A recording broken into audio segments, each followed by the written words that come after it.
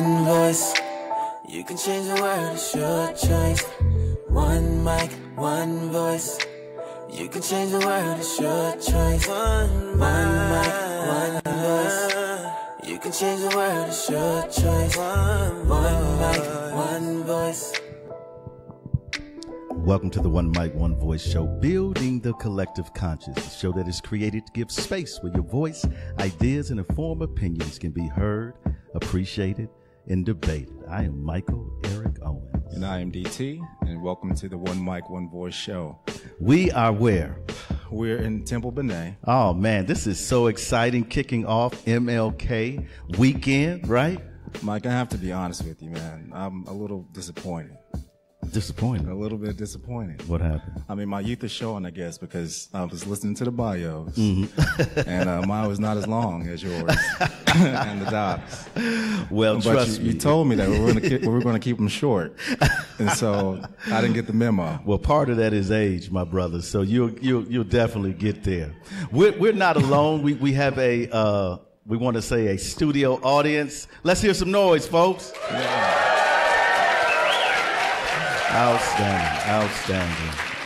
And it's such a special night. This program has been going on for many years, and to be part of it, we want to thank, of course, Rabbi Harris for having us come here, but also NAACP, as well as Respect Diversity Foundation. I think all of these organizations continue to do enormously great things in our community. But we're not alone, D. We're not alone. We have somebody here at the table that's in the hot seat. Professor Johnson, welcome to the One Mic, One Voice show. Hi. I'm happy to be here, guys. It made me a little nervous when it said I'm in the hot seat. Let's see what happens. But you know what? It's a friendly seat. And tonight, we really want to take the conversation, I think, to a very honest place. We're situated in this country, I think, in a very difficult situation, difficult times, difficult spaces.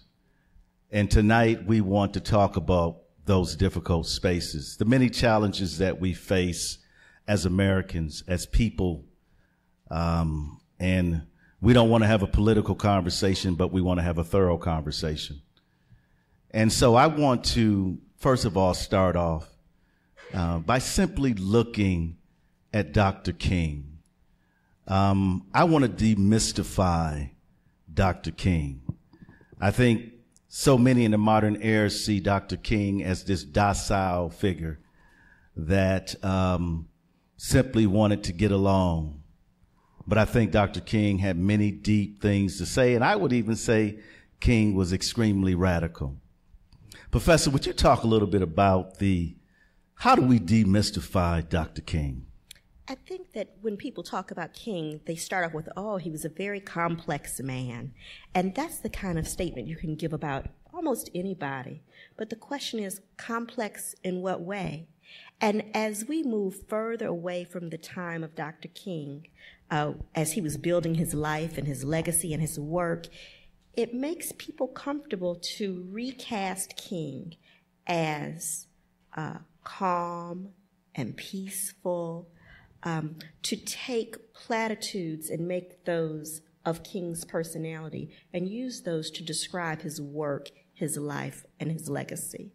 As the years go by, we try and create more differences between other figures that had political power during those times, like Malcolm X and King. And that's the great contrast that people try to create. That's not always accurate. I think it's comfortable, but not always accurate. So I think we have to be aware of that as we discuss the life of King. Dr. King had I want to read a couple of quotes. And we're going to get to this speech that Dr. King gave in March 14th, 1968 at Grosse Pointe High School. And the professor's going to talk a little bit about how significant that place is, but a speech called The Other America. But King said, this is just a couple of quotes. King says, the price that America must pay for the continual oppression of the Negro and other minority groups is the price of his own destruction. That doesn't sound docile to me. Also, Dr. King says, the first thing I would like to mention is that there must be a recognition on the part of everybody in this nation that America is still a racist country. So those words were written in 1968 when King gave this speech in Grosse Pointe. And I'm familiar with Grosse Pointe because I'm originally from Detroit, Michigan. So Grosse Pointe is a suburb. I went to high school in Grosse Pointe, and it was the most homogeneous place I'd ever been at that point in my life. Detroit, Michigan, when I was growing up, was 85% African American, and Grosse Pointe was 100% non-African American. And so when I would make the commute to high school, I was frequently greeted by the police, and they would be ever so kind to escort me on a daily basis for 4 years from the freeway exit to the high school. They wanted to make sure I took myself to school and I wasn't causing any kind of trouble. But that's what happened every day. So that King gave this speech in 1968 in Grosse Pointe is really interesting to me. It tells us about what the audience might have been like, who might have been in the audience, and how he might have come to be there. So this divided nation that he talks about in this speech is very interesting and perhaps applicable even today, 51 years removed. So how do we, Dee, talk a little bit about how do we begin to examine this racist history that in so many people's minds have never really changed, right? This constant throughout history. I would say, you know, given the speech itself, the generational relevance that it still has today, and then you're talking about your experience, you know, kind of experiencing this dualism or this internal conflict of what it's like to be African American in America.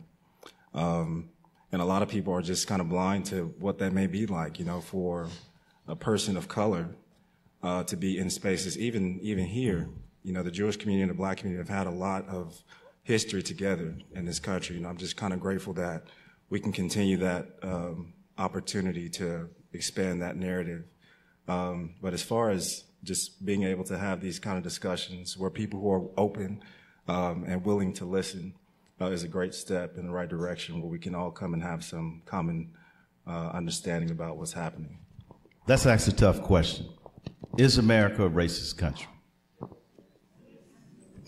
So I see a lot of head nods, and I'm like, yes, that's the answer. You know, let me just say this, Professor. Think about what has transpired in Black people, the police being called on because Black people are in certain spaces in which it's not acceptable to be. As simple as barbecuing, as simple as sleeping in the commons in the dorm area. I think it's maybe pretty, even being in your own house. Yeah, being in your own house, right? You know, it's what King was trying to deliver, and I think what we're trying to deliver today is that unless we acknowledge that we are in a racist society, how can we ever begin to solve the problem, right? But I think that takes courage, right? Because when you say we're in a racist society and all of a sudden I become unpatriotic. Yes. I was in the Navy. You read my bio, right? I've sacrificed for the country 13 years, right? But we hear that, right? We are attacked for, I think, addressing the very issues that are tearing apart this democracy. Absolutely. And I think it's really hard to struggle with what does it mean that we're in a racist society? What does it mean, and how do I as an individual, how do I work with that, and how do I work within those structures? Because I think now we have racism, but nobody feels responsible. Because I didn't do anything, lady. I don't know what you're talking about, but I didn't do anything to anybody. I've been kind and gentle and charitable, and I didn't do anything. And so I think we are in a society where racism is prevalent, but there's not a racist among us. So Not I think me. that's a challenge, right? Because everyone feels like it's not me, right? I didn't do anything, and what we all need to do is get over it and stop talking about it and stop making it a big deal. It's your problem. That's your problem. Cut it out. But it doesn't work that way, right? So if we can look around and see racialized outcomes, we got to dig a little bit deeper, and that's what makes us uncomfortable. When we see things like the number of African American children who by the 3rd grade have been suspended from school, right? That number is huge. When we look at incarceration rates of African American women, the number is huge. How do we explain that? We need to ask those questions, and when we answer questions in an easy way, we're really not trying to dig at some root causes. And we need to ask, does race play a factor? This idea of two Americas, King's Speech, the other America. I ask you tonight, what America are you in? Which one are you living in? Now, sure, by the origin of your birth, I mean, none of us had any say-so on who our parents would be or you know, what color we would be. But by the origin of your birth, some have been given privilege more than others, right? So that places you in a certain America. The question, and I think this is what the professor was talking about, the question is whether you're going to stay in that America, whether you recognize the other America and do something about it, be part of the change, right? But I think what you spoke to is this comfortability. Right? It's not my problem, you know. Yeah. I'm good to go, right? I give to United Way, right? Exactly. I went to the hospital and I rocked babies. Right. And so I think I want you to really ask yourself that question tonight. Which America are you in? Our country, I heard this all the time when President Obama was there. The country is more divided than ever. We heard it all, more divided than ever. We never pictured this, right? That looked like unity, right? Compared to what we see now, right? So, folks, we're gonna take a short break here, and we're gonna come back. But listen, I want you to really think about that question. Which America am I in? What are you doing about it? If you're among the privileged, I'm not mad at you for that. But you can truly give up some of that privilege. Folks, we're going to take a break. We'll be right back.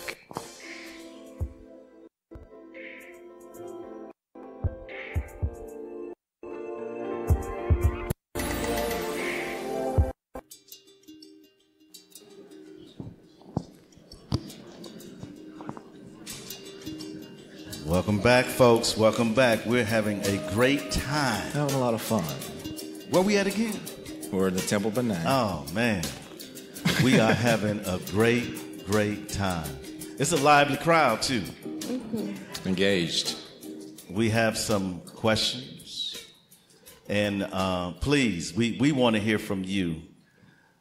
We created One Mic to be a platform for your voice. And so we have some questions here. I'm going to give them to DT. Let him put in some work tonight. All right. First question says, is there a society without racism? So I think that's a really great question, because I think we do need to figure out what is aspirational, what's realistic, where we are and where we go. So I think when we think about racism, I think there are many societies that create distinctions among people based on skin color and other isms. I think the question is, are there places where races live in a harmonious way, right? Where people are not assigned negative consequences because of the color of their skin? And I think the answer is very few. And the countries that struggle to create unity, the one that comes to mind for me is Yugoslavia. Yugoslavia, when we had Yugoslavia, had 6 different official languages. And they transacted their government in 6 languages. So when you would go to a setting where they are trying to pass a bill or to discuss things, everyone had on a headset and everyone spoke their native tongue as they tried to come up with resolutions to things. They accepted different perspectives and they tried to create harmony. But of course, that failed. So there have been numerous attempts for people to live in harmony, and you find racism even in nations where, to our eye, the American eye, the people look homogeneous. So it's interesting. I think racism is an issue all over the world. The question is, how harsh are the consequences associated with race? And then what can we do to lessen the consequences? And I would add to that, what does it mean for a country that is built upon racism to overcome it? And I think we have to understand that America was built upon racism, not just to Africans, but Native peoples and so forth. So if the foundation is draped in racism, how do you dismantle that and rebuild it? D, we got something else? It says, please define America. Wow. Ralph Ellison said the problem with Americans is that they don't know who they are. How can you define a people that don't know who they are? That's a great question, though. Define America. And you know why that's such a great question is because I think that's the struggle we have right now. I would kind of translate that to say, who is the true American, right? With the immigration debate, right? With the historic injustices against black and brown people, right? The historic injustices against women, right? All right? So the question is, who is the true American? And I think mystically, we would say it is the white male, right? It's really interesting, too, because if you go back and you think about America as we think about the 48 contiguous states, right, we might want to define America in that way. But if you look at older maps and you think about how the nation has grown, and we think about immigration and where people are coming from, we always weren't the 48 contiguous United States. There were places in North America that were occupied by people who now we're telling they can't come to this land. I think that it's unusual to think about it in that way. If you were to look at a map and you go back and look historically, there are big sections of the United States that were part of Mexico. What does it mean now that we tell those people they can't come to these places? So I think it's interesting to look at the historical map as we think about defining America. You guys are pretty awesome. These are some great questions. The next one says, doesn't racism include persons of other backgrounds? What about reverse racism? When I think about racism, I think about a power differential. It's about power. Usually the people without power don't have the ability to exercise racism because they don't have anything that anybody wants, right? Racism, and therefore their perhaps petty or trivial acts are unimportant to the dominant person with everything. So reverse racism, I think there are a few tales about that, but I think those are more tall tales than actually I'm being oppressed by this situation. I would say that racism cannot survive without a system. And black folks don't create systems or enforce systems, right? I mean, when you look at the Supreme Court, you look at local governments, you look around the country, you can see who's in charge. And so I think it's very difficult. I think the whole, in my, again, people disagree with me all the time and hit me up on Facebook like so many other people do. And, say the things they need to. But I just don't think, I think the reverse racism argument is a red herring. Doesn't exist. To your point before we went to break about giving up the privileges, someone asked, where do we go from here? How do we give up privileges? That, to me, is the biggest hurdle, right? I think that everybody recognizes, yes, there's something wrong in the system. What can I do to fix it? But if the discussion leads us to a place where I say the answer is to share, most people don't want to share. Most people, sharing is hard, even as adults, right? We've worked really hard to get what we have. And again, I already told you, I didn't do anything wrong, lady. So why I should share, I'm not sure. I think that becomes the hurdle in our discussion, right? And I think there's also some, how I want to say this, there's some behavioral shifts that can take place when you talk about giving up privilege. In other words, when I hear someone being racist at my job, I address that. When I see a black or brown person that's being discriminated against, it's not them, it's me, right? So you begin to think differently about your brother and your sister's keeper, right? And it's not so much of really what I give up, but what I get engaged with. And so I think so many people don't understand that it's a behavioral shift, and it's about your actions. Not necessarily, you know, I don't know what they think. You want to give me money or something that's giving up privilege, or give me a car or something. I'll take a car. Maybe, you know. It's also, you know what I mean?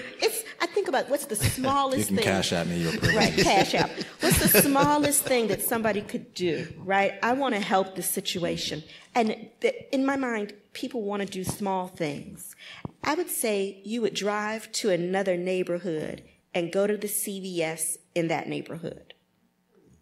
That's the smallest of things, because you're going to CVS anyway. Pick the CVS in a different neighborhood than the one you live in, because that will make that CVS carry more products. It will signal to CVS, the corporation, and other organizations there is a viable spending base here. There's a difference between two different drugstores. I live on the northeast side. Northeast quadrant. I tried to get a prescription for my little girl's acne. The prescription is $750. The store didn't have it. You know why? Because ain't nobody in the northeast quadrant spending $750 on acne medicine for the kid. But if I go to the pharmacy on 23rd and Clausen, they have it on the shelf. Right? So I have to wait 7 days for it to come to the neighborhood that I live in. And insurance covers some portion, but clearly not enough. Let me just put that out there. It's not enough. I didn't end up paying $750, but it's the difference in the wait time. So you can help to create a more robust economy in other neighborhoods by just small spending, by taking time to go out of your way. Not way out of your way, right? I'm not suggesting that, but it makes a difference. Right? Let's take a couple more, D. And then How do we hold our elected intolerant leaders accountable? Intolerant. We talked about that word, tolerance, right? Yeah, intolerant. I take it this person is not happy with our elected officials.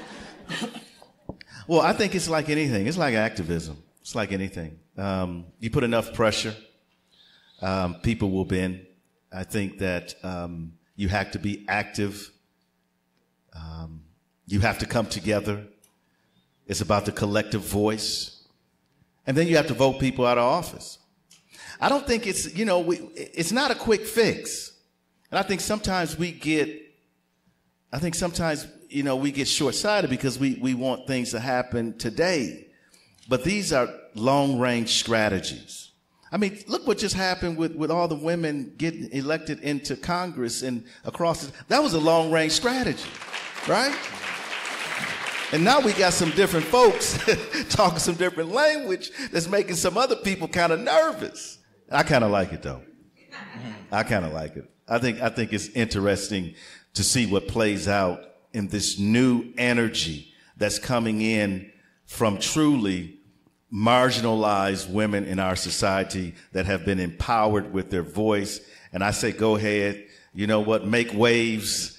Let's listen. Blaze a trail.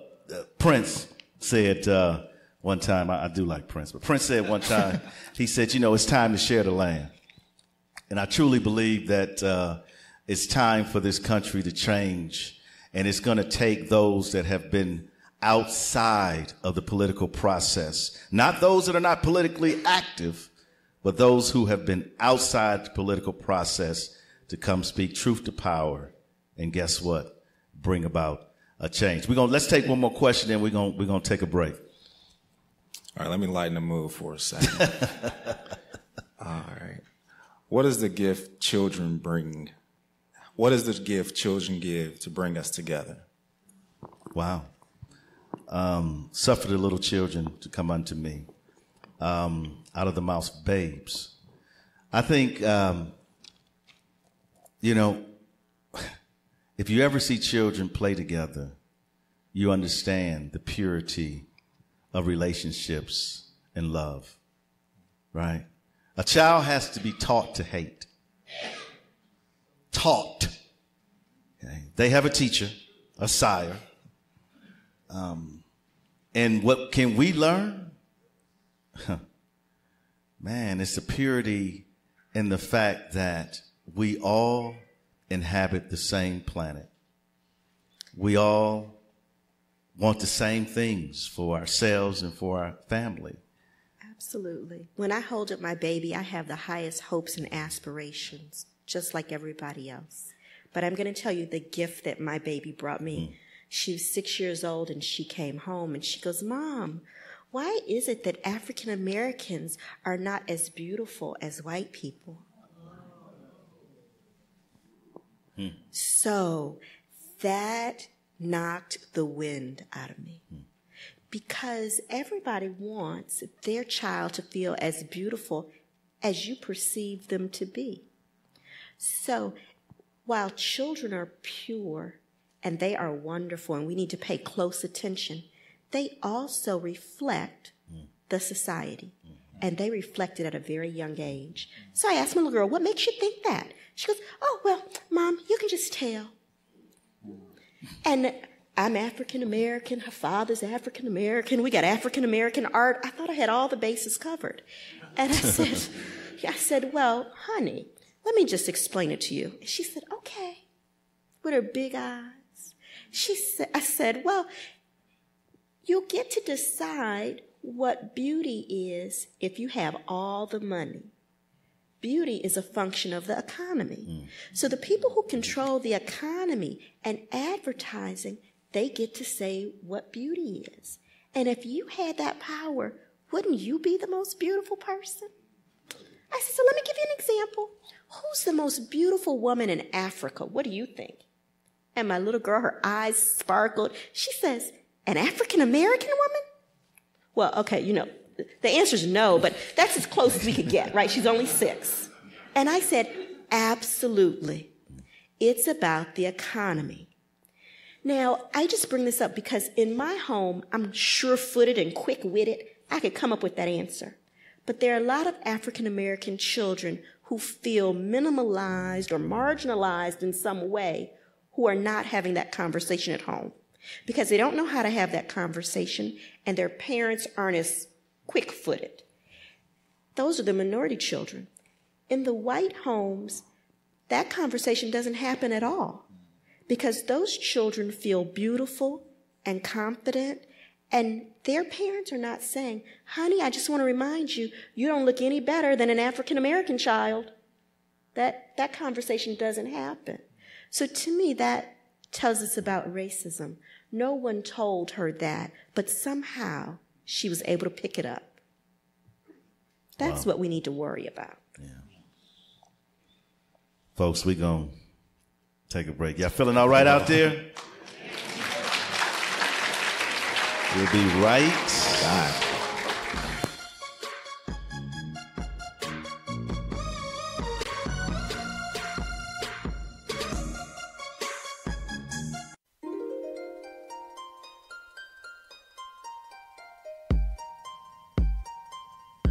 Thank you for downloading this episode.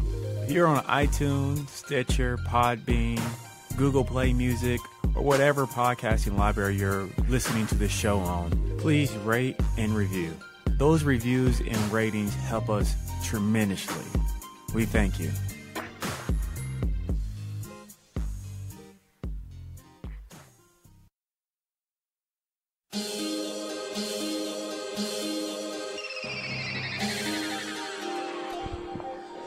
All right.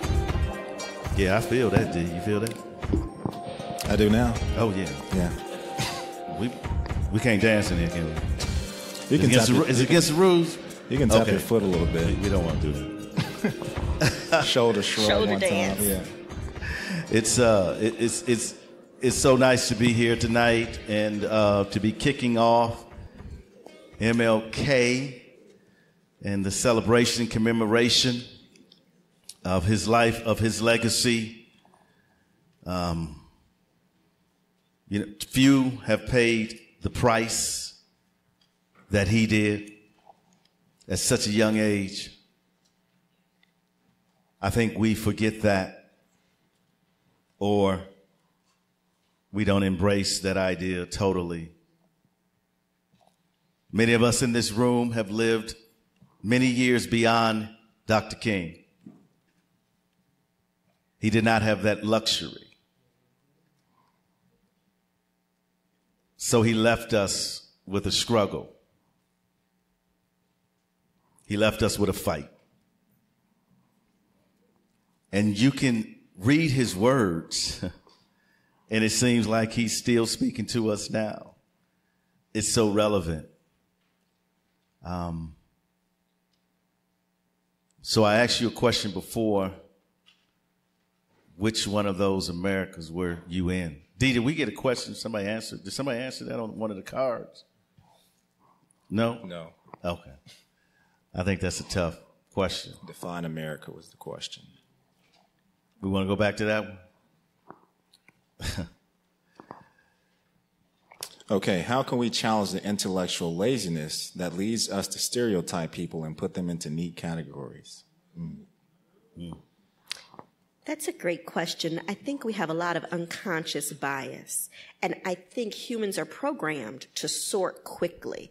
It's a survival mechanism, right? You have to be able to identify where people fit. And if you have children, you can probably remember a phase where your children were just compulsively trying to assign things to categories. So that's what we do. So I think that we need to accept that we have a cup full of unconscious bias. And the first step to recognizing your unconscious bias is to accept that it's there and to slow down. We act from our bias when we are rushed. And there are many times when we're trying to make split decisions, when we feel pressure, that's when we make mistakes, right? So I think we can help our unconscious bias if we slow down. When you're making a big decision, you're trying to decide between two job applicants, one that's just like you and one that's different, it might be beneficial to write a list.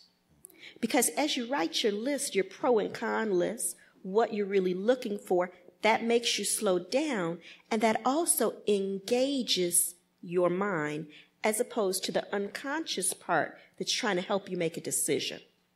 So I think the first step is to slow down and to ask, what are you really looking for? That's helpful. But so many times in this busy world, we're rushed and we're distracted, so we're messing it up all the time. So we got to try and slow down. There's also some evidence that mindfulness exercises can help bring about a slower pace. So you might want to work on that. There might be mindfulness exercises that you can practice in your own individual life that could help you. You should seek to gain exposure to different people. Right? Go someplace different. Go to a different store. Try and shop on Clausen and 23rd for the week. How does your table look different at home? Try a different type of worship service, maybe in a different language. Watch a movie about a different culture. All of those things enhance exposure that you might not get in your everyday life, but it can be so beneficial. let me turn our attention again to Dr. King's speech. Dr. King points out in this speech that the idea that is the arguments that are made against black and brown people because of their condition, one is that they just need to pick themselves up by their own bootstraps. Right? Yep, that's one of the arguments. And in the text of King's speech, he talks about it's just not that simple. And one of the reasons is that the color of the skin has been stigmatized. And then we see that stigma flowing throughout our linguistic heritage. If somebody, I want to prohibit you from getting something, I'm not going to white ball you, I'm going to black ball you, right? Someone in your family does something bad. They're not the white sheep, but the black sheep. So King, in this speech in 1968, goes through an entire litany of these things. And he says it seems simple, but it's a continuation of the stigmatization of the coloring, and that's significant. So he talks about the African-American experience being unique, that other immigrants surely have come here and have done well and have done differently, but those other immigrant experiences are wholly unique because those people were not brought here in bondage and held for 350 years, that other immigrants have different experiences. So the speech is compelling in that way, that this bootstrapping theory is not valid. You know, when you were talking, I was thinking of the African-American artist Tuhende Wiley. Do you know him? He had an exhibit at the Oklahoma City Museum. He goes to a city, he finds just an average person, takes them in, and he paints them in these iconic portraits. And I was on a panel for one, was Napoleon leaping over the Alps. And I was most of the crowd was white. And I asked them, how do you think about this picture? They said, oh my God, this picture is beautiful. It's amazing. Now, get it. There's a black guy on a horse. His hat is cocked to the side. His pants is leaning. You know what I mean? You know, he just looked like a brother that's out there in fashion, right? And I said to them, you say it's beautiful because of context. But what if you were walking down the street and he was coming towards you? How would you feel? I challenged them. I said, the next time you see someone that dresses differently than you, which is a self-expression of the culture, right? I want you to think of that picture, right? Because that individual, whether it's on that horse or not, has value and is beautiful, right? And so the skin, right? The skin thing, our obsession with skin, it's all the same, right? I mean, I don't think my skin's any different than our sister up here, right? We got the same, just happens that I guess I have a little bit more pigment, you know what I mean? But why are we so obsessed with that as being a marker for value, for being a marker for success? For opportunity? Opportunity, respect, simply because of that pigment or lack thereof. It seems silly, doesn't it? It seems foolish. But we live in a society based upon it. Wow. That's shocking. Governs us. Governs us. I live in a historic neighborhood, and when I bought my home, there's a covenant in my deed that says if you sell your house to somebody of African descent, or if you let somebody like that live in your house, that the developer could come and take the house back. So as I was buying the house, because I'm a lawyer, I read everything. I said, well, excuse me, I just want to let y'all know I'm black. And I believe probably there's some African descent, and I just need to make sure y'all get this, right? And the woman says, oh, it's just a historical document. I'm like, okay, well, I just need to let you know that I done read this piece of paper. So it really is so much the basis of who we are. And you can think about the era of Jim Crow laws.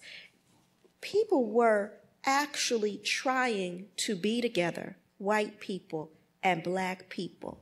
Thus, the need of all the many laws to keep us apart, such as the textbooks used by the African American children, the Negro children, had to be stored in a different location than the textbooks used by the white children. They were exactly the same, but we are obsessing over many things as we seek to keep us apart from one another. It wouldn't be a need for the separation of the books unless we're trying to create the separation of the people. Let's take a couple more questions. It says, what impact do you feel social media plays in widening or closing racial divides? That's a really good question. And we've talked about this on the show. I think, it's, and in one way, social media has allowed for this connectiveness between people from different backgrounds, cultures, countries, so forth. In another way, it's allowed for, I'm going to say, the guy in his underwear at his computer to spew as much racism as he wants, right? Without any accountability, right? But then on the other hand, it has exposed what we knew was going on already, right? When people say to me, man, I can't believe there's so much racial profiling, I'm like, well, I'm glad you got a smartphone. Now you know it, right? Knew it since I was about 8. But I think it's bittersweet what social media brings to the table, right? But it definitely gives us a platform, a voice that you wouldn't otherwise have unless you were in a pulpit, at a microphone, doing a speech. It gives the average person a voice, and I think for that, I'm grateful for social media. You had something you want to say? I would also say social media may desensitize us to certain issues because as they become more readily available, constant news, you just kind of want to turn yourself off to that information. It's like, I'm just going to go play the Xbox. I don't want to deal with the issues that are plaguing our society or coming across my timeline every single day. So that's what I would also add. That maybe social media can sometimes be an ill because you can turn your phone off. You can decide not to engage. So that's what I would say about that. It says, what would you do if you saw someone or heard someone be racist to someone white? I've very rarely experienced that. There's a joke that says, how do you offend a white person? It says to call them a white person. And so, other than the slurs that I won't mention, I've very rarely been in that situation, but I would definitely myself say something. So I feel the same way. It has been exceedingly rare. So I teach at an institution that's predominantly white, and I have great relationships with the students, and we talk to one another quite frequently. But I have a tolerance for everybody, and better than a tolerance, I'm working toward embracing everybody. So if someone is with me, if they are in my earshot and they say something that is disrespectful based on race, gender, class, ability, all of those things, I'm friends to everybody. I step right in, and I'm able to do that because I have privilege and power in my workspace, and I'm able to take some corrective action. So I have heard something being said negatively about a white student, and I went right to the dean as I would as if something were being said negatively about a Native American student. So I treated it in the exact same way because it's important, and we're trying to build community. We're not trying to hurt one another. So I take that ethos with me everywhere. And I think when those situations arise, I almost call it an opportunity, because I think it is an opportunity to teach that person about who you are. Because usually people say racist things around you because they think you're comfortable with that racist statement. Right? And that's a teachable moment. Most recently, a young woman sat in front of me. She said, "Oh, Professor, I was on a study abroad trip. I was in Grand Cayman. Oh, Professor, come out with us because we're going to get white girl wasted."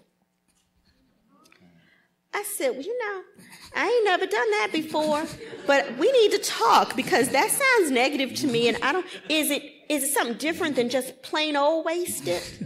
Because if it's just plain old wasted, just say that. We don't need the gratuitous use of race to describe what we're doing." So we had that discussion.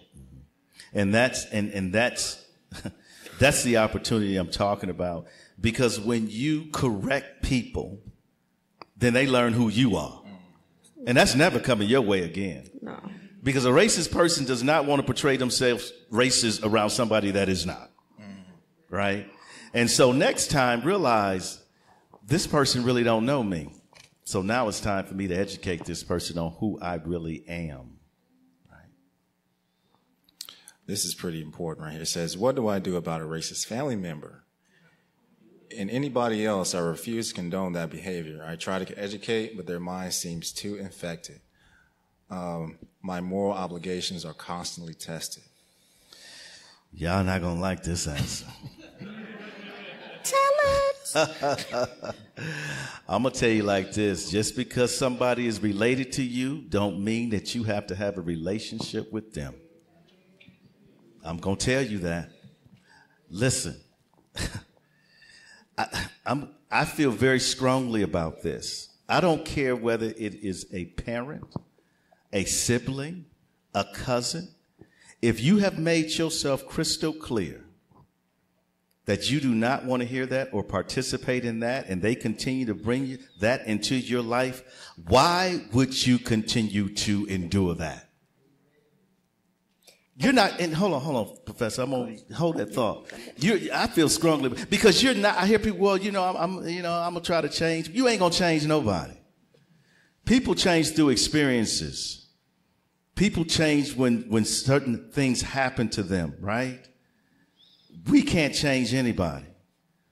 But it says more about if you stay in a relationship with someone that is a racist or bigot simply because they are family, that says more about you than them.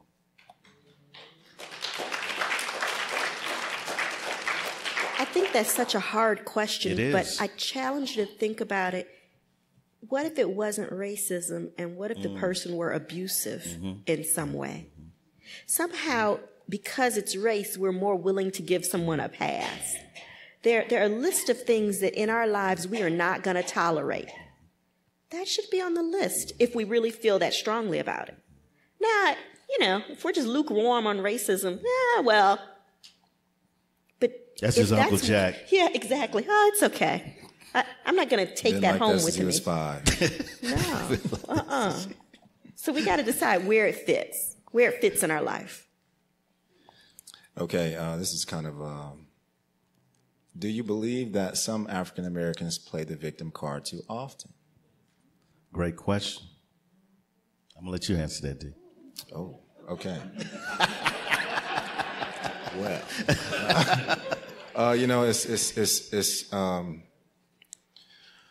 it's really challenging, because as a black man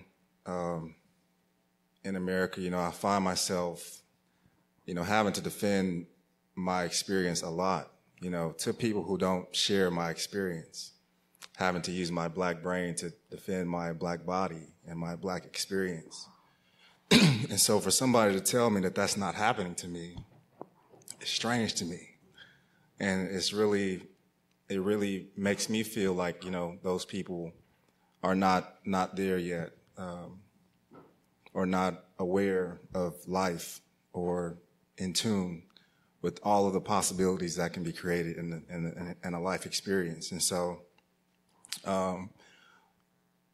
any person of color that is being victimized, and they tell you that, believe them. I think the more that we are having these conversations, the more real it becomes, because it's just not stories that you hear in the news. These are real people that these things happen to, and that's kind of the reality of it. And sometimes it's hard for people to take the reality and accept it, whether or not this person is playing the victim or not. Something is happening, and we need to be conscious enough to address it and be aware of it. And that kind of reminds me of the idea of always playing the race card. You hear that black people are playing the race card. Let me just speak for myself. I don't want to be in a situation where I'm being discriminated against, or I'm being viewed that I have less value than others around me. So when I express that, it's because I feel that way. And if that's playing the race card or being a victim, then I say so be it, because it is how I feel. And I think the question to I would say this: the person, and again, I just want to say this for analytical purposes, but for the person that wrote that, would you want to switch places with a black person? If that ever comes, would you want to switch places? And I think a lot of people would say, no, I'm all right. I'm all right, right? We have to be really careful that we don't overlook the experiences of anyone. That's the whole Me Too movement, right? Women coming forward going, well, how could, it's been 30-something. What does that matter? How many of us don't remember tragic things that have happened to us 30 years ago? Okay? Like Dee said, I think it's very important that we give people the space to express their experiences. Whether we agree or disagree with it, we accept it, and by accepting it, we validate that is their experience. I just want to say, I am an African-American woman of a certain age with a house and a job and cars and a dog and all of the stuff that anybody in my lineage has come before me could ever have dreamed of. As far as anybody in my background, I have really made it. I feel victimized. If I were to say daily, it wouldn't be an overstatement. I am victimized frequently. And there are things that happen to me because I live in a situation where I am almost being terrorized. And I know that sounds crazy for a lot of people. I used to go to the gym early in the morning, 6 o'clock in the morning. I stopped going to the gym early in the morning because during my drive down Lincoln, it dawned on me, if I got stopped by the police and shot in the street, they'd be able to erase the tape and nobody would know about it. I didn't get pulled over. I was driving down Lincoln, and I had my 2 kids in my big soccer mom car, and the police got behind me with no lights, and nothing happened. But the first thing that came to my mind is, I hope they don't shoot me in front of my kids. And that's how I feel. And I think that that's being victimized. And I have done nothing wrong. I am a good person. I do this, and I give you a list of stuff. But I feel afraid. So am I playing the victim card? Nope. I get up and I get dressed and I go to work every day and I try and be a role model and I try and come here and be honest. But the idea that black people are playing the victim card, maybe somebody is, but I would also ask you this. How's that working out for African Americans? If the race card was so good and the victim card was so great, wouldn't we be in a just much better condition overall? So being victimized, yep, all the time. The reason my little girl thinks she's not as beautiful as some other little girl, that's a form of being victimized. When the teacher calls me and says, I don't know if your kid's cut out to be in this school, Ms. Johnson. What you talking about? That's being victimized. The idea that I fell down one time and the owner of the store came and they said, oh, do you want us to call EMS? I said, yes. And he goes, oh, well, we'll call somebody. What do you do? And I said, I'm a lawyer. And he said, who, you? What's that about? What's up with that? Yeah, me. I know when people look at me, they don't see a lawyer. They see an artist or a homeless woman or whatever people think. But, right? Victimized? Frequently. I find that people love to tell me what to do. Right? I can't go anywhere without some seemingly helpful, usually older white man trying to give me direction. Leave me alone. I got this. Victimized. Wow. True experience. And folks, it has been an amazing night. And what we're going to do, we're going to take some of your, we're going to take the rest of the questions and we will address them on our podcast next week. Yes, sir. And so you're going to have to listen in, right? Mm-hmm. Y'all need to go to YouTube and follow us, One Mic, One Voice. Spotify. If they go to YouTube, you can subscribe. That way when the podcast pops up, it comes directly to you. I tell you what, it's been a fascinating night for us to be here commemorating Dr. King. We have a lot of work to do, but it's so encouraging to know when I look out at these faces that we are not working alone. We are working together, right?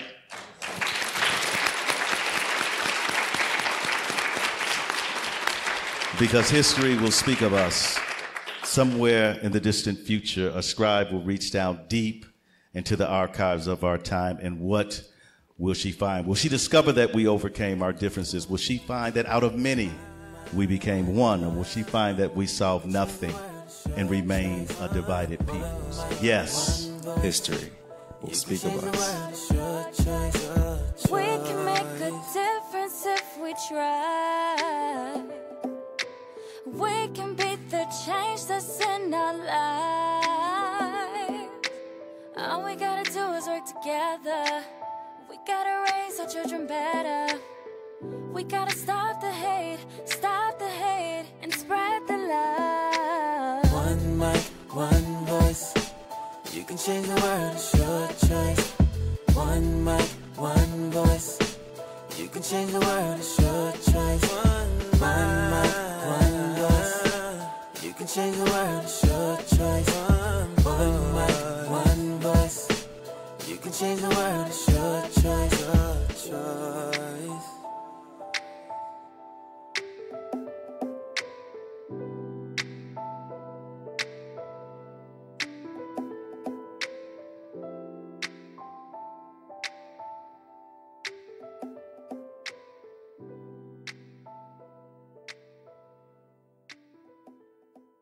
Thank you for downloading the One Mic, One Voice show. This episode is brought to you by Blacken Studios. To learn more about Blacken Studios, go to blackenstudios.com or visit their Facebook page. The views and opinions of the One Mic, One Voice podcast show do not reflect the views of Blacken Studios or our other sponsors.